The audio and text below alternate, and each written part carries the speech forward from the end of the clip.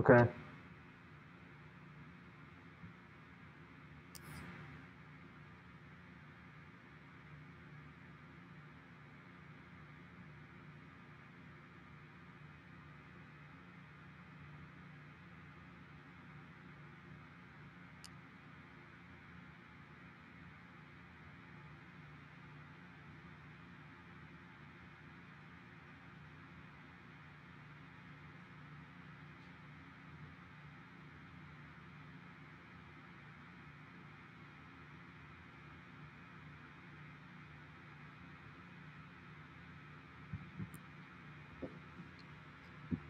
Um, okay. I guess we can go ahead and get started. Uh, can people hear me?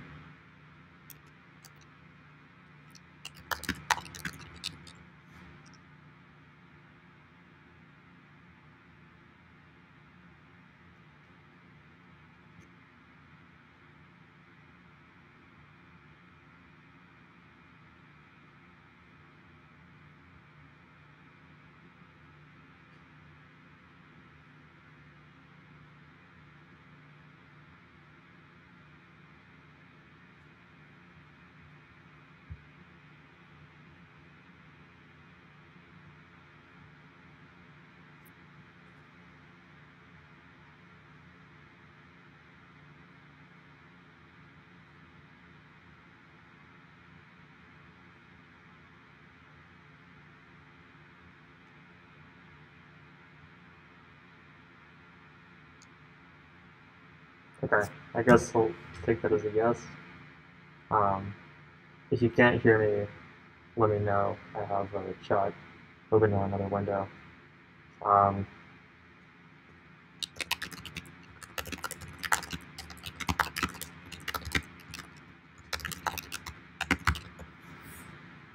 okay, but yeah, let's go ahead and get started.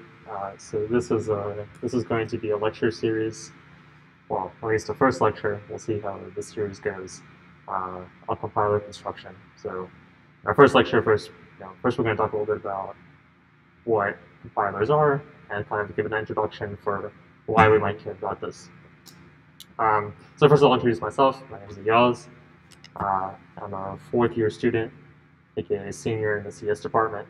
Um, the reason I'm interested in compilers is just kind of like a personal interest of mine, but to give you some context on that I kind of know a little bit about what I'm talking about.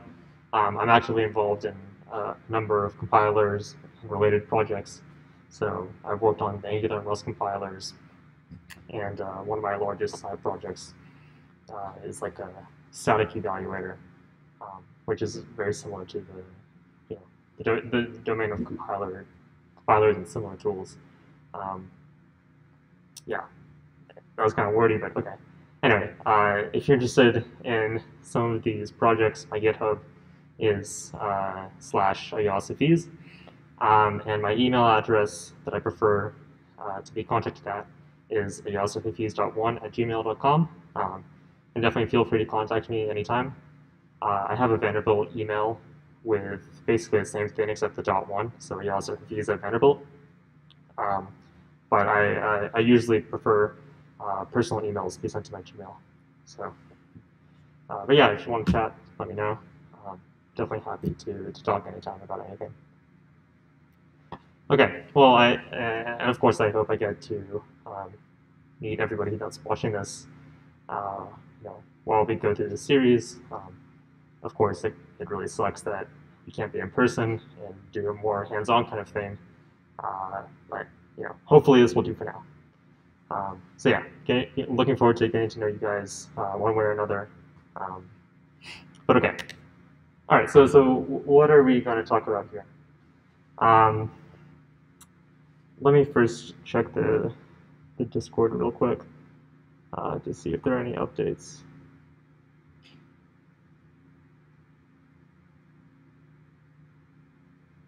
Okay. So the weird thing is I feel like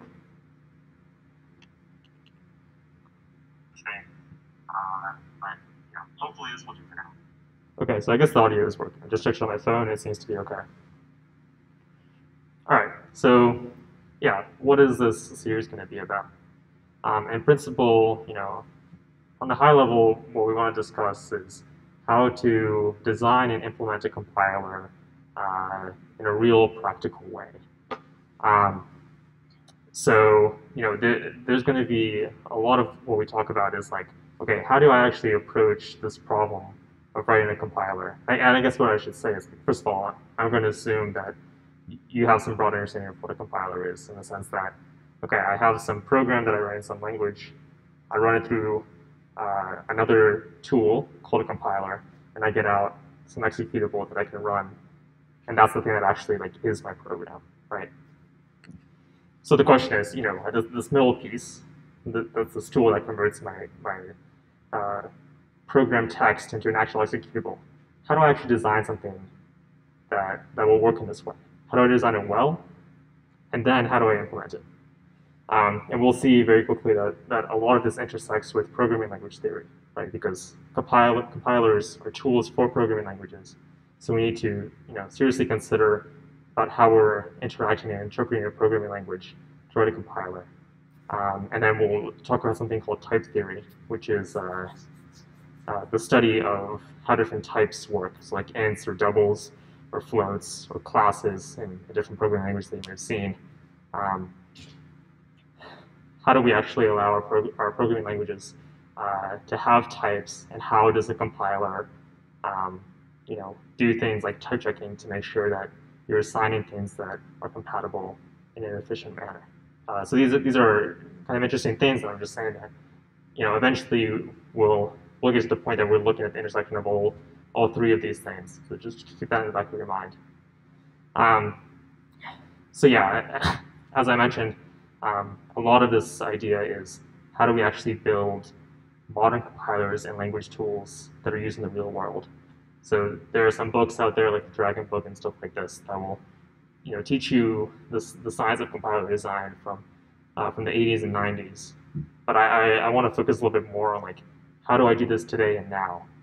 Because as it turns out, the considerations are very different from what we had 20 or 30 years ago.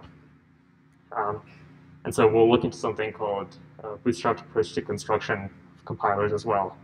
And so I had an asterisk there on top of bootstrap because this is something that will become a pun maybe in the next lecture. If you get it now, that's awesome. But I'll try to throw these kinds of puns in throughout, and maybe they make sense, maybe they don't. You can let me know if it's just ridiculous. Okay, so then kind of building on the lines of that, we want to build something that is going to be actually useful in the modern age. We're going to focus much more on practicality over making sure that everything we do is I guess, theoretically proven to be correct. That's not to say that making sure that we have proofs and validations for everything that we do is important, but there is a reason that for example, C compilers are C as a language and C compilers are written to allow you to to shoot yourself in the foot. Undefined behavior is a reason, because if we didn't have undefined behavior, it would be very, very hard to write a lot of non-trivial programs. And if that's the case, then software engineering becomes a very hard problem, and now it's limited by the amount of time you need to spend coding, not about the amount of time you need to design a certain kind of software. And so we'll do some case studies, and we'll see that oftentimes programming languages and compilers trade off making sure that everything is perfect to give you a little bit better ease of use to make sure that you can actually do your job as a programmer or a software engineer. So we're going to focus more on okay, how do I build something that people actually want to use, right? And finally, I want to mention that throughout this series, there's no chance we get to everything in this space. We'll try to do our best to kind of touch on as many important pieces as necessary, but this is such a vast space that there are people that have been working on this kind of stuff for 30 years, and every day they discover something new, right? So I don't know, we're about to jump into an ocean is maybe the easiest way to say it. Okay, yeah, so then I realized this was kind of like a very fast introduction to what we're going to talk about. And so maybe now you're asking, okay, like, but why do I like actually care about this? And like, is this something that I would be interested in? So for the first half of that question, we'll get to that on the next slide. But first, to give some motivation to like, if you might be a good fit for studying this kind of stuff. In fact, I would encourage everyone to, because like I love this kind of stuff. I think it's very useful as a software engineer or a programmer to know this stuff as well. But I would say like, especially if you have any general interest in programming languages or compilers or system design, understanding how a compiler works teaches you a lot about how to design a lot of other systems as well. And of course, if you're interested in compilers, then learning how a compiler works is a good thing. So I guess let's first make some like assumptions about what is expected for you to know and not know before we move forward. So, in this series, I will assume that you're familiar with at least one high-level language, and you have used a compiler in the past. So, in fact, these two, I guess these two assumptions can be broken down into one simpler assumption, which is that like, if you have ever run a program, that is all I'm going to assume that you know. So can you code, and do you know how to actually execute your code? And then I'm going to assume that you're familiar with some standard data structures. So the biggest two that we're going to care about, at least at the beginning, are vectors and trees, and then later on, we'll see basically that we're going to like compose a variety of more complex data structures that are based off of like these fundamental data structures like vectors and trees. So you need to broadly understand how vectors and trees work, what they're useful for, for us to be able to move on from that. Okay, and yeah, I'm going to try not to assume anything else. Of course, this is like, I'm not saying I'm going to do a very good job at doing that.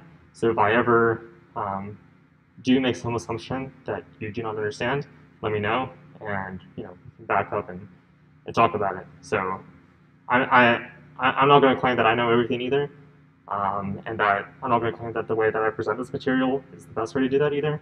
So if you ever have any criticisms or something that doesn't make sense, please let me know, because it helps me improve, and I think like if we're able to learn together, that does a lot better than if it's just a one-way interaction, right? So definitely, welcome any kind of criticism or suggestions throughout the entire series.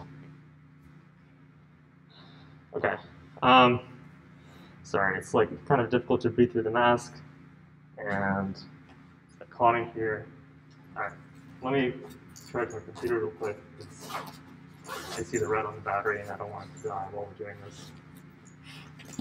And then we'll continue to the second half of the question I presented, or the first half of the question I presented earlier, which is like, do I actually care about this though?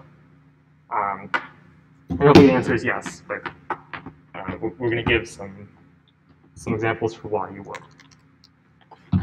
Okay. Just one sec. Let me charge this.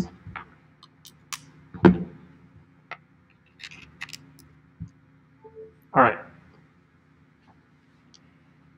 Okay, so let's talk about some motivation. I think like one interesting thing to me is if you think about a compiler, right? So I mentioned this earlier, but the basic idea is you have some text that you write. So for example, in this case, we're creating a web server, and we're saying, okay, I have a main function, and I want it to start my web server and then just run it forever, right? Well, like that's what we were expecting it to do semantically, but in terms of like what is actually present, this is just text, right? Like this is nothing more than what you wrote in a text editor. We just make this assumption that, okay, like I write this and then it goes through some tool and I get out like a wild web server, right? So we say, okay, like this is my program. But in fact, the input to this tool is just text. and somehow that tool spits out an actual web server. And if you think about this, I mean, at least to me, this is kind of crazy, right? It's like I write something, and then like all of a sudden, like it magically gets converted into something that's actually very, very useful, right? And so I think there's a lot of value into kind of demystifying that magic there and really understanding what's going on. And so as an extension of that, like, you know, if we think about this tool as being very magical, like I think it's very easy to see that such a tool would have to be like a pretty large system. And we'll see that like basically every non-trivial compiler and every useful compiler that you use in your day-to-day life, like Clang, GCC, or just-in-time compilers like Java's compiler, you know, and there are thousands of others, are large systems. I would say on the scale of operating systems or browsers, which are two other systems that I think are kind of very, very enormous. To give you some context, I think that like the Rust programming language compiler is like roughly 5 million lines of code, and I think like either Clang or GCC is like on the order of 10 million. So there's a lot going on, right? Okay, the second thing is getting a better understanding for what a compiler can and cannot do for you.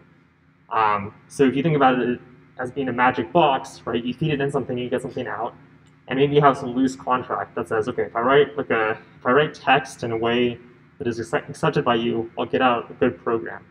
But there are a lot of other implicit assumptions that you can make that might or might not be true. So for example, one that I've seen a lot in my experience is someone will make an assumption about what the compiler will optimize for them. And then it turns out that either the compiler just does not optimize that for them, or the compiler optimizes something else for them that they didn't even think about. And in that sense, like, it can become very much of a black box where you're feeding something in, you're getting something out, but you have no idea what's really happening. You can make some analogies, you know, to like machine learning models here. You get some input, and okay, like you get something out that you like, but you're like, okay, what happened in the middle? How can I actually like tune this thing and interact with it well? So I think having a better understanding of how compilers work under the hood gives you an opportunity to say, okay, like I know how this stage roughly works, so I know like what it can and can't do here. And you know, oftentimes it's very easy to just be like, oh, it's just like a smart, you know, semi-intelligent machine that can just do whatever. Well, the answer is like, of course, that's not really the case. And having a better understanding of like when certain automated processes in a tool like a compiler are smarter than what you can do by hand, and when they are not, you know, gives you an edge up in you know, in the software that you write, and the design decisions that you make. The other one is, you know, like a compiler is a very high performance user-facing system. So if you are broadly interested in writing high performance user-facing systems, working with compilers, implementations is a great way to get an introduction to that, or hear it from another angle. And another thing that I want to mention is like, you know, oftentimes, I think like we study design patterns in software engineering, right? And then we go out and apply them. When you are working on a programming language or a compiler implementation, you in fact are designing what software patterns in your language will look like. And we'll do some case studies on this later to kind of show this, I guess, in a more clear manner, because I realize what I'm saying might be ambiguous. But what we'll often see is that for new languages, the first tool, like the first really big application that that exists in that programming language ecosystem is the compiler itself. And so design patterns that exist in that language come about from the implementation of the compiler, as well as the design of the language. So we'll see that both the programming language, like as a specification, and the compiler as like the first very big system that people work on in that language, kind of form the ground for how, like, the style of code and software that people write in that language. And I think this is an important thing, and it's a really cool opportunity to kind of like mold the shape of the kind of code people are writing. But yeah, we'll talk about that more in a little bit more detail in some kind of case study. Okay, so some more motivations. So I'm sure you've used editor services before, like this IntelliSense stuff, which gives you like auto-completions and definitions at a location. A very natural question might be like, you know, how does this thing work too? Why is it so fast? How is it so accurate? Or on the flip side, like, why is it very slow and inaccurate sometimes in certain languages? And we'll very quickly see that, you know, maybe not this lecture or next lecture, but we'll see later on that this stuff comes about from these kinds of tools come from the compiler as well, for the most part. You know, then there's this oftentimes there's this question about why is a certain language fast or a certain language slow? So like, why is C fast or Python slow? I think this is also an interesting question, and I think oftentimes we just say and disregard it, but it's interesting to think about. And hopefully in this lecture too, we'll show that this is kind of a misleading question and mostly useless. It just comes out to an implementation detail. And then finally, of course, there's this very practical application of knowing this kind of stuff, which is that it's very applicable in industry and jobs you could be seeking. So you'll see today that there are a lot of software roles for designing languages for machine learning and other domain-specific languages. This is because we're seeing that it's very cumbersome to write. Like, I guess it's much easier to write like a custom language for a very specific use case, and then, you know, compile it down to another form. And a lot of companies are realizing this, and they're hiring people to kind of lead the way in designing these domain-specific languages, especially for machine learning. And so I think, like, especially if you get into it now, I think it's going to be a very hot thing in the next 5 to 8 years. But okay, even if you're not interested in that, like being able to design a large system, understanding performance and tuning considerations, and how to optimize like a very large design system is a good thing to know if you're interested in designing software of that scale in your industry role as well. Okay, so you might have noticed that it didn't mention much about academia. Of course, there is like a sort of relevance of this in academia as well, but I will say is that while we will study theory in this lecture series, theory is going to be less of concern than like practical application. So, like, yeah, okay. Okay, so I think on the next slide we'll go like through an overview of how compilers work and go over some definitions. But first, let's talk about like kind of as a tangent to what may motivate us to study about compilers. What are like the challenges and trade-offs that we face in designing the compiler? And as this list notes, like the entire design of compilers is about trade-offs. So we want all of these things. We want to be really fast, you know, in compiling the code. We also like don't want to use a lot of memory when we compile the code, but also like we have to be highly incremental, which means if I do one compilation and then I do a second compilation, the second time I compile the same code should be very fast, if not instant, right? Which means we need to save a lot of information about the thing we just compiled. But if we save a lot of information, then we use a lot of disk storage, but we don't want to use a lot of disk storage.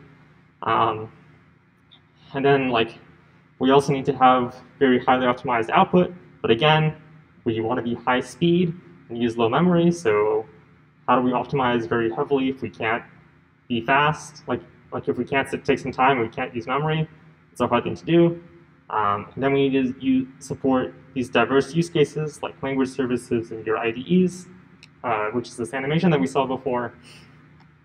And we'll do a case study on when this has gone wrong, because it turns out it has gone wrong many times with different compilers. And then there's some more things like we want to detect errors really well, but we also want to recover on errors really well.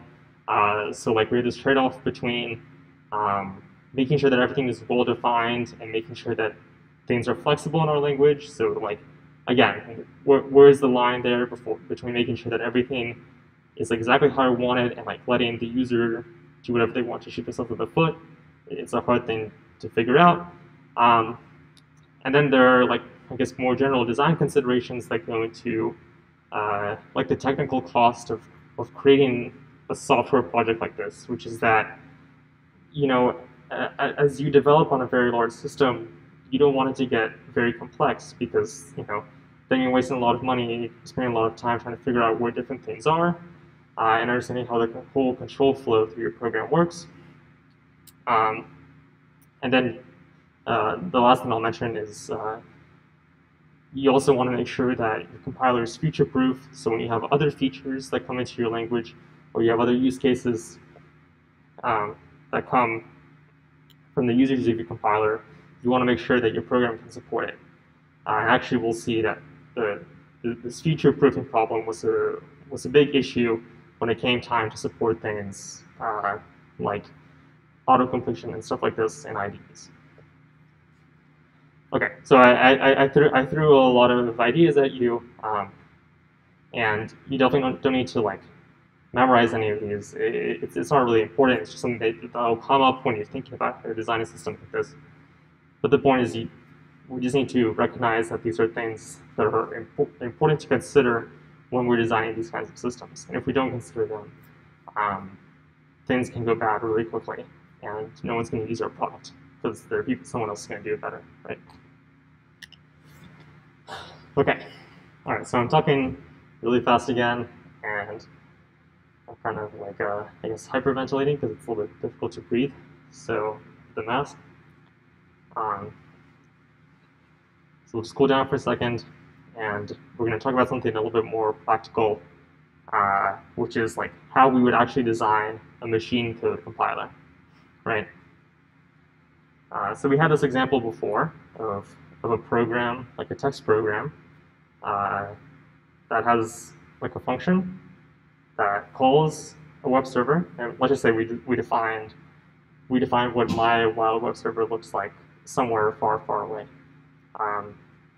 But it exists basically, like somewhere else in our code file, we have the implementation for what my wild web server looks like. So we have this text file, we feed it into a tool, and it spits out this thing that we can run, and it starts the server, right? So let's kind of like abstract away from what we're spitting out exactly here, and just say, okay, we take some program text in, we run it through a compiler, and we're like this tool, right? And we get out an executable. I guess, by the way, like if there are any questions, again, feel free to type them in the Twitch chat. And I have the Twitch chat open on my phone next to me, so I'm trying to notice if it ever comes up. But okay, let's move on. So you have a program, you have some text, feed it into a tool, and you get out an executable. So again, this is very important to understand. The thing that we have on the left is just pure text, and it goes through some magic to get something that actually runs. I know I'm harping on it, but just trying to make sure that we're all on the same page about that. Okay, and in particular, the executable that we produce is machine code. So this is code that can be run by your hardware in your computer. And notice, again, that we're talking about specifically for machine code compilers. There are other compilers, but I'm not going to talk about that now to avoid confusion. The point is, again, we're taking text, feed it through a tool, and we get machine code that can be run on our hardware, right? Okay, so I guess I should go back. the idea is that we take the text, we translate it to the machine code, right? We can just say that's our tool. It's just a translator that takes human readable text and spits out machine code. And if you think about this, like this seems like a very hard thing to do on principle, right? Like if I see int main, how do I know what that looks like in machine code, like for any kind of program, right? Like it seems like a very difficult thing to do to go directly from like human readable text to just like binary. You need to do like some analysis partway through, right, to figure out what's going on. Let me turn on do not disturb. Okay. Yeah. So what we see is that actually, like, you don't do this translation directly. First, what you do is you take your text, you translate it to assembly, and then you pass it off to an assembler that translates the assembly to machine code. So now you have two steps. So you need to make one jump to assembly and a second jump to machine code. But what we will see is that these two small jumps are a lot more manageable to do and easier than the one huge jump from program text to machine code. Okay, so now we have two steps in this magic tool, but we need to do a little bit more, right?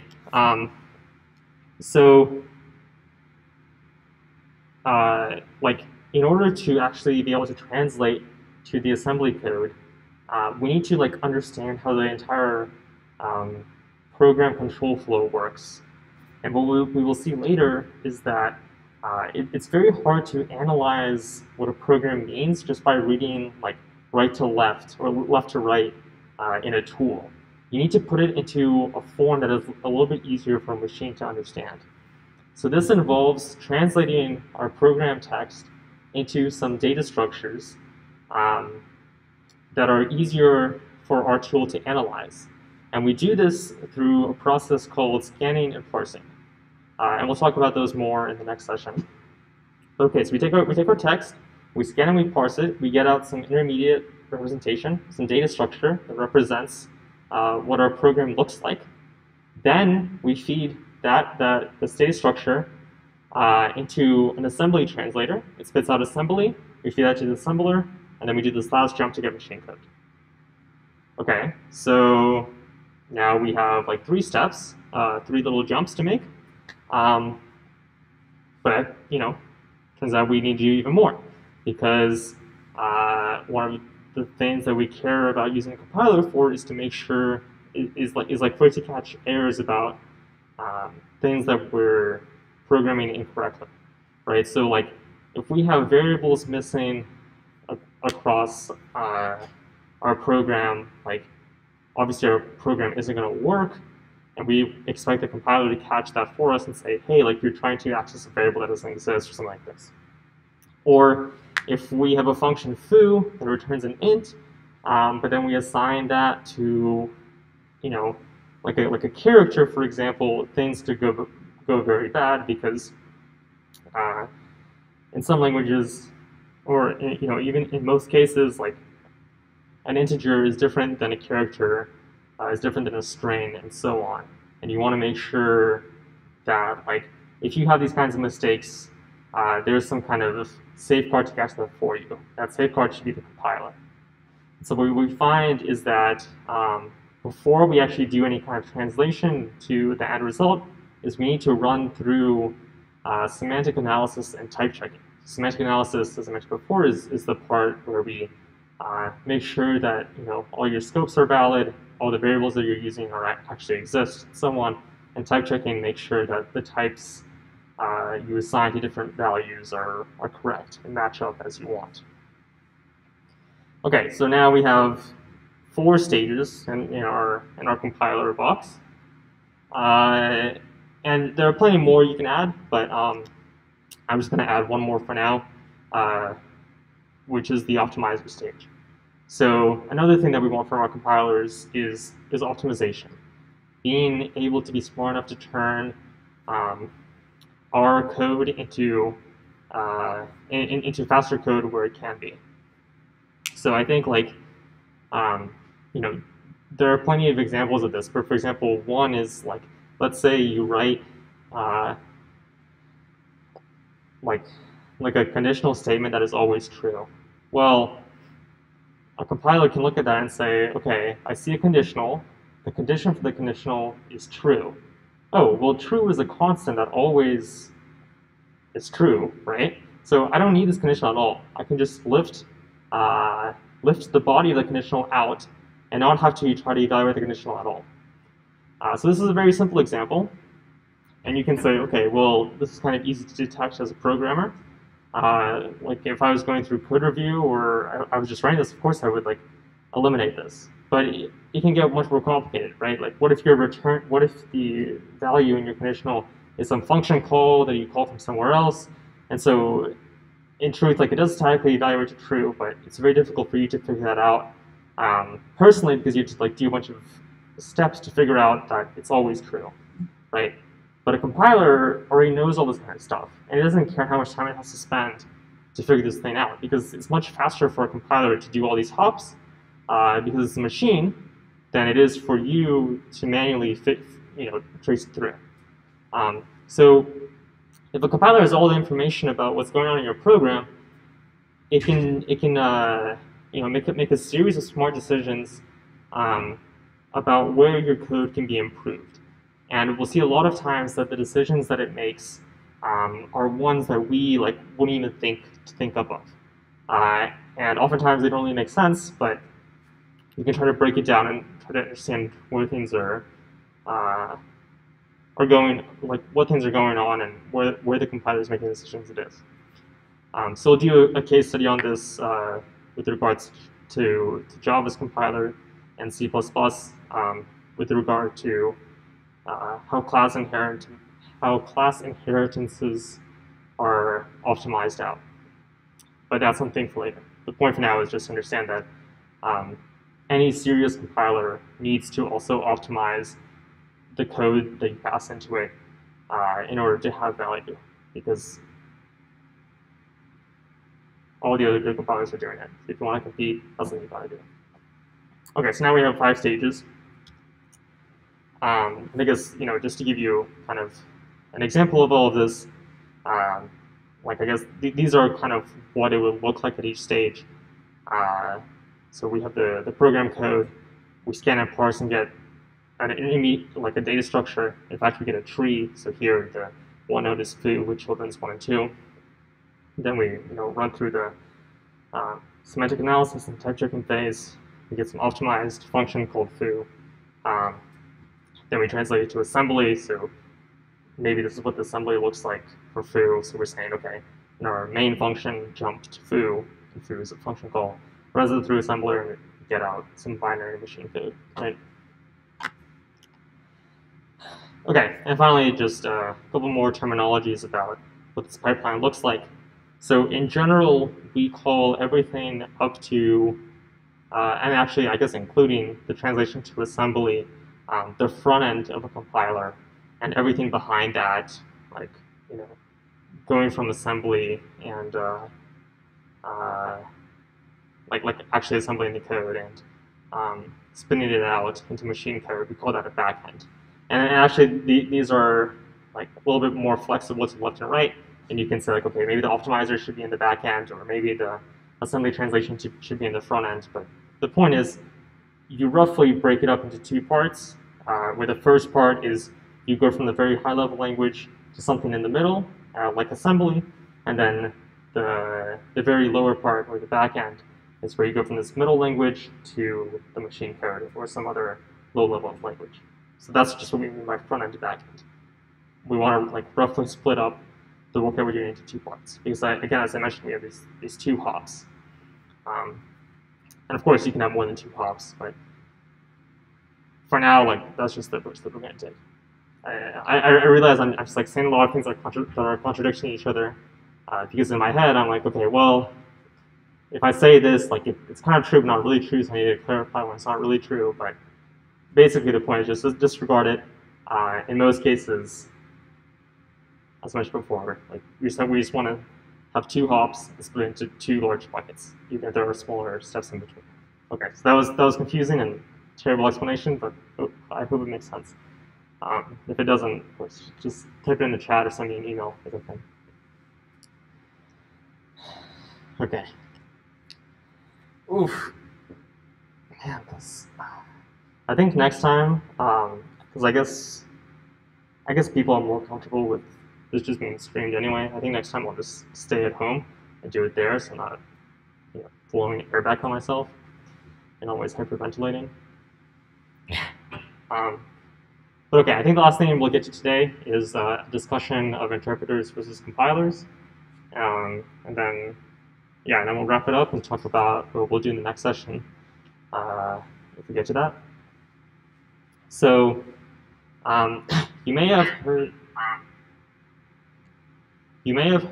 about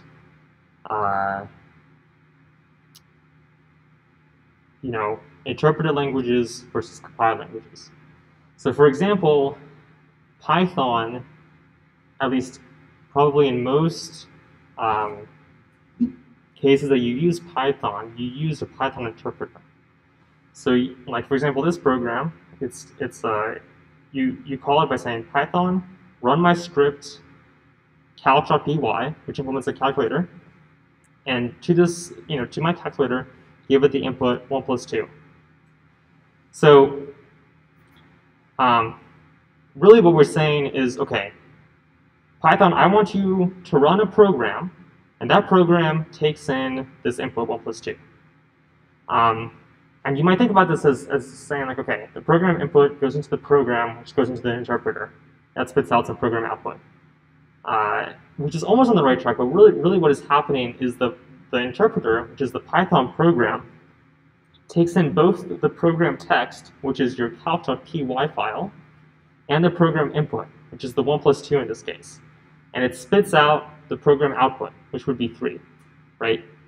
So an interpreter takes in 2 inputs, like the text of the program that you want to run, the input to that program, and it spits out the program output. So it is evaluating both of those things. Contrast this to a compiler. A compiler spits out a standalone program that doesn't require something like an interpreter. So the standalone program only takes in its program output and outputs the result of the program. So let's just walk through an example here. Let's say I'm using GCC, which is a C compiler, to compile some program that I've written called calc.c. And again, this is going to be a compiler. So we feed that program text file into the compiler, and we get out an executable called calc, which is going to be our calculator. Now calc just takes in program input, and it spits out program output, nothing else. So now this executable doesn't need to be interpreted by anything. It's standalone, right? So that's the difference here. We're kind of adding one more step in the pipeline so that your resulting program doesn't need to be evaluated in any other way.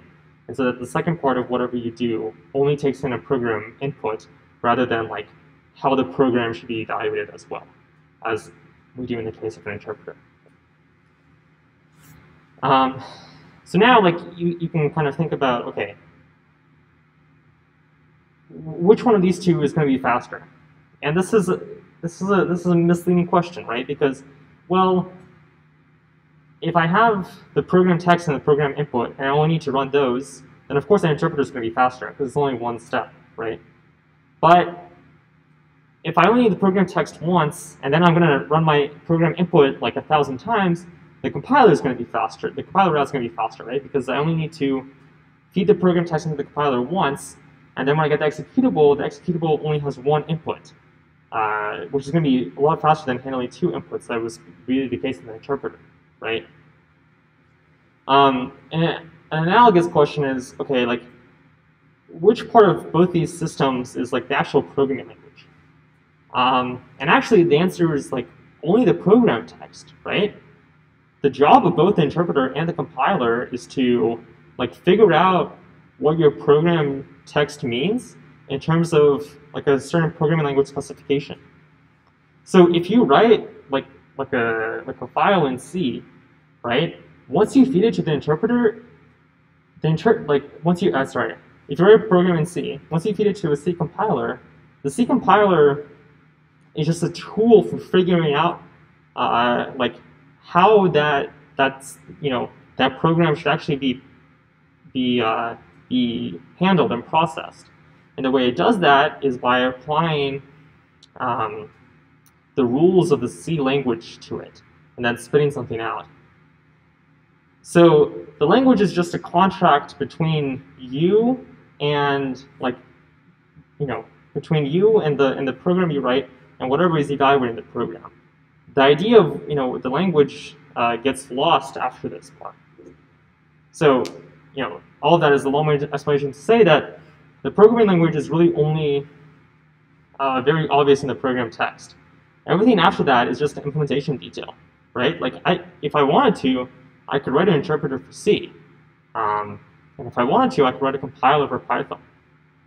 And so, in fact, there's nothing that inherently makes a language fast or slow, because a language is never the thing being run. It's programs that are being written in a language. So a program can be fast or slow, and an interpreter or a compiler can be fast or slow. But it doesn't mean anything for a language to be fast or slow, because a language is not a program. It's just the way that you represent something, right? So going back to the example I mentioned at the beginning of this, the Python interpreter is slow compared to the C compiler, which is faster relatively. But Python is not inherently slower or faster than C, and vice versa. Yeah, I hope that makes sense. Okay, so the other way to think about this executable that's being spit out by the compiler is an interpreter that's specialized to a program, right? So again, in our interpreter model, we have some program text and we have some program input. We feed it into a system and we get some program output. In the compiler model, we have some program text. We feed it into a tool that spits out like another tool that only takes program input and spits out program output. So in a sense, the executable being emitted by a compiler is an interpreter specialized to a program. So the interpreter, it's an interpreter that already knows what the program looks like. It doesn't need that as an input. It only needs the input of a program, like the program input, to get out your result. So this is just another way, and I hope it's kind of clear. I know that it's kind of not, because we're talking about interpreters in the context of compiler output. So I realize it might be a little bit more confusing, but the way to think about it is we're adding an extra step so that we can eliminate one of the inputs and not be variable on that condition, which makes us faster, right? Well, when we're just evaluating a program. The idea is we don't need to program every time, right? So in that sense, it makes us faster. Okay, so the reason I presented it this way is one, to show an alternative analogy, and the second is to, I think, is to kind of get into the first very theoretical thing that we're going to talk about, which is an abstraction over all of this stuff, called the Futomura projections. So this is kind of an extra slide, and this will get confusing very, very quickly. But I just want to give a brief overview of this because well, I don't know if you'll see this come up, but in a broad context, it's kind of interesting and kind of important to just think about. So before we had this idea that, first we have an interpreter that takes in a program and an input to that program. We're going to specialize to the program so that we only have to take in the input, right? And by doing so, we get an executable for the program. And we get a compiler for the program, right? So now, what if we abstract over the compiler? What if we have like another tool called a metacompiler that takes in how programs should be interpreted, and it spits out a compiler specialized for how a program should be interpreted. And that way, now this compiler takes in some program text and spits out an interpreter for that specialized to that program that takes in an input and spits out program output. The benefit of this is now you can write compilers for many different types of languages by having a metacompiler that that only takes in requirements for how that language should look like. And so now you might ask, okay, well, what's the difference between this interpreter input and just the compiler itself? Well, it turns out there's not a whole lot of difference. The biggest benefit is just that you don't have to rewrite the entire compiler. You can rewrite just a subset of it, and then the rest is what the metacompiler will do for you by producing the compiler output. And there's some examples of this with things like Bison, Yak, and Antler, which are basically, they take in what a programming language looks like, and they spit out a compiler for that language. Okay, so there's another level higher above this, which is, okay, what if I have a metacompiler that takes in what an actual compiler looks like, and it spits out a metacompiler specialized for that compiler? And now the question could be okay, well, what does this even look like? And actually, I have no idea. As far as I know, this kind of thing has never been done. This is called the third Fujimura projection. It has something to do with a topic called partial evaluation. But the point is, you can just think about this as something that is theoretically possible. Whether it serves a lot of application isn't really the case, because if you write a compiler, what does it even mean to feed the compiler into something that spits out a compiler? It doesn't make a whole lot of sense. But the idea is that it is possible to specialize your metacompiler for a specific kind of compiler, and that's it's dynamic. And now, if we go up even one more level higher, this is my second question for the first lecture, which is, can we go up a level higher? Can we have a tool that takes in a metacompiler as an input and spits a metacompiler out? And if we can, what does that tool look like? And if you have an answer, let me know. You can also just search up Fujimura projections and figure out what that is. But okay, I realize I went off the deep end with these two slides here. The important thing is to understand that a compiler spits out an executable that only requires a program input to evaluate something and spit out a program output, whereas an interpreter takes in both what a program looks like and how program input should be evaluated, and the actual program input to output some program output, right? Going back to our calculator analogy here, just look at it one more time to get an understanding of what's going on. So 2 steps versus 1, and as I mentioned before, there are these trade-offs that a standalone executable is going to be faster than reinterpreting a program every time as an input. Okay, so that's it for the first lecture in this series. I realized that was kind of fast-paced and messy. Yeah, so I think the next steps in this are kind of to figure out what are if you want to attend this lecture series and want to get something out of it, I love to know what that is, so I can kind of better tailor for what we should discuss and focus on. Because as you can tell, in this lecture, we kind of gave some motivation for this topic, talked about why it might be important, talked about where we are today and the kind of things that we need to think about, and then gave some definitions about different things in the space.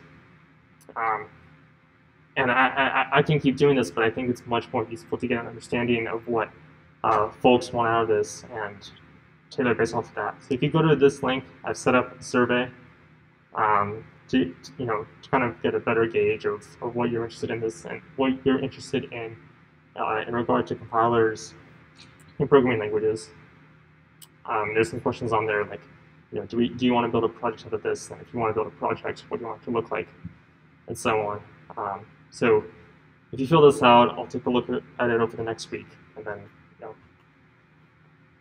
follow up with how we're going to plan this out moving forward, and try to gauge the lectures so that they're a little bit more appealing to exactly the interests that you care about. And the last thing I want to say is on this link there is like at the bottom there's a feedback section for things that you liked about this lecture, things that you didn't like, any critiques or suggestions that you have. All of that is very, very helpful. I already have some suggestions for myself. One is like, don't do this in a mask in an empty lecture hall. Just do this at home, so you're not hyperventilating. But if you have any other ones, it would be highly appreciated so that I can try to make this a better experience for you.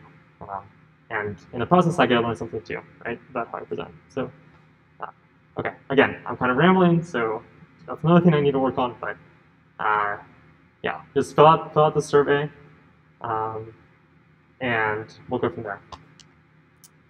And yeah, so again, like next time we'll try to kind of tailor it to exactly what you're interested in, but my thought right now is we'll do a case study on on a compiler architecture called bootstrapping. We'll talk about how scanning and parsing works. I remember that was like the thing we talked about way back here, this first step of the compilation process. And then maybe we'll get into what error recovery looks like, and probably no way we get into semantic analysis. But yeah, okay. So thank you all for joining. Please fill out this link, and I'll see you soon. Bye.